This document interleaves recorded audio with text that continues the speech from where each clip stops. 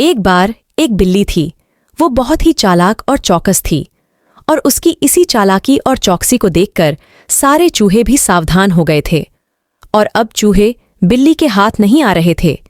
एक समय ऐसा आया कि बिल्ली भूख के मारे तड़पने लगी। एक भी चूहा उसके हाथ नहीं आता था, क्योंकि वो उसकी आहट सुनते ही तेजी से अपने बिल में छुप जाते थे।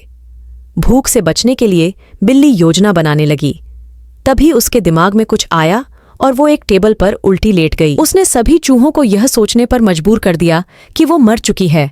सारे चूहे बिल्ली को ऐसे लेटा हुआ अपने बिल से ही देख रहे थे।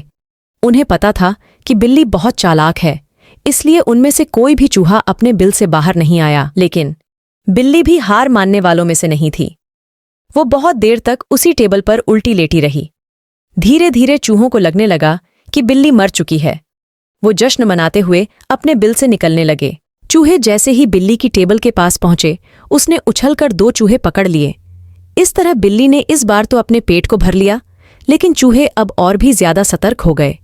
2 चूहे खाने के बाद बिल्ली दोबारा भूख से तड़पने लगी, क्योंकि चूहे अब बिल्कुल भी लापरवाही नहीं बरतना चाहती थे।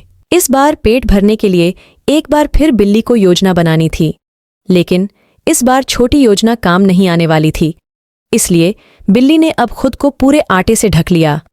चूहों ने सोचा कि वह आटा है और उसे खाने के लिए आ गए, लेकिन एक बूढ़े चूहे ने उन्हें रोक दिया। उसने ध्यान से आटा देखा तो उसे उसमें बिल्ली का आकार दिखने लगा। तभी बूढ़े चूहे ने हल्ला मचाना शुरू किया।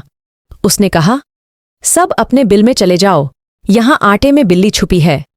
बूढ़े चूहे की बात सुनकर सारे चूहे अपने बिल में चले गए। जब बहुत देर तक एक भी चूहा बिल्ली के पास नहीं पहुंचा, तब बिल्ली थकने की वजह से उठ गई। इस तरह बूढ़े चूहे ने अपने अनुभव से सारे चूहों की जान बचा ली। इस कहानी से यह सीख मिलती है कि बुद्धि का इस्तेमाल करके धोखे से बचा जा सकता है।